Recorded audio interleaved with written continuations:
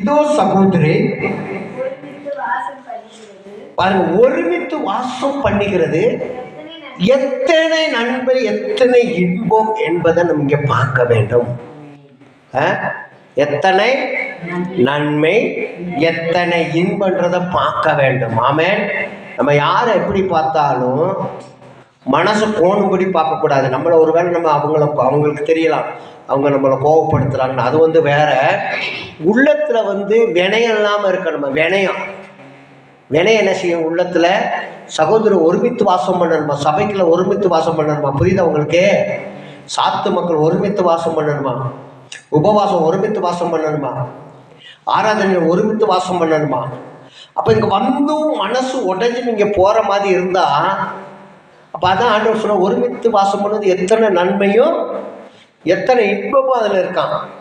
அதுல எத்தனையோ இன்பங்கள் இருக்கான். சகோதரர் ஒருமித்து வாசம் பண்ணும்போது, குடும்பம்லாம் ஒருமித்து வாசம் பண்ணும்போது எத்தனை இன்பங்கள் இருக்கான். அப்போ ஒருமித்து உபவாசிக்கும் போது எத்தனை இன்பங்கள் இருக்கும், துன்பங்கள் இருக்கும். துன்பம் இருக்கலாம் நம்ம வாழ்க்கையில, அதை இன்பமா நம்ம மாற்றிக்கொள்ள வேண்டும். இன்பமா மாத்துறதுக்கு என்ன செய்யணும்னா, நீங்க ஒருத்தருக்காக கண்ணீர் விட்டு ஜோம் பண்ணிட்டு அவங்கள பரம்ப பேசுறது ஆகாது. அதான் ஆண்டவர் சொல்ற, பொடனில் அடிக்கிறது. பொடனில் அடிக்கக்கூடாது யாரையும். எப்பயும் ஒரே மாதிரி நேசிக்கணும். ஏன்னு கேட்டால் நம்ம என்ன சமைக்கிறோம்? பைபிளை சமைக்கிறோம், கர்த்தருடைய பிள்ளைன்னு சொல்லிக்கிறோம். ஆனால் என்ன செய்கிறோம் அப்படின்னா, சோத்திரம் ஒருமித்து வாசம் பண்ணுவது போல இருக்கு. அப்புறம் கொஞ்ச நேரம் இடையில பிசாசனவை பூந்து அதை என்ன செய்யற களைச்சி விடுவது போல இருக்கு. எப்பயும் ஒரே மாதிரி ஒரே ஜெபம். குடும்பத்துக்கு யாருக்காவது ஜெபிக்கும் போது உண்மையா ஜெபம் பண்ணுங்க. மனசுல வஞ்சகத்தை வச்சுக்கிட்டு ஜெபம் பண்ணக்கூடாது. வஞ்சகமா அப்படின்னா அவங்களுக்காக ஜெபிக்கிறதா? அவங்களுக்காக ஜெபிக்கத்தான் நம்மளை வச்சிருக்கா.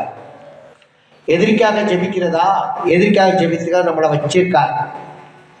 நம்மளை குற்றப்பட்டு பேசுறாங்களே, அவங்களுக்காக ஜெபிக்கிறோம், அவங்களுக்காக ஜெபிக்கத்தான் நம்மளை வச்சிருக்கிறா.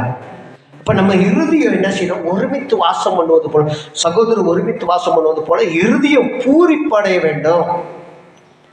இப்போ நான் அவ்வளோ தூரம் தேவனை என்னை ஆசீர்வதிக்கிறதுக்கு ஒரே காரணம் என்னன்னா, எப்பயுமே வினயமா ஜெபமே பண்ண மாட்டேன்.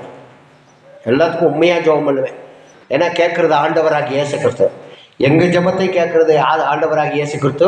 எங்களை ஆசீர்வதிக்கிறது ஆண்டவராக இயேசு கிறிஸ்து ஆசீர்வதிக்கிறார். ஆமென். அப்போ ரெண்டு மனமா இன்னைக்கு நம்ம வாழ்க்கையில் ஜெபம் இல்லாதபடி உண்மையாகவே ஒரே மனத்தோடு ஒரே ஆசீர்வாதத்தோடு நம்ம என்ன செய்ய ஜெபிக்க கற்றுக்கொள்ளும் போது தேவன் உங்களை ஆசீர்வதிப்பாராக. ஆமென். God bless you.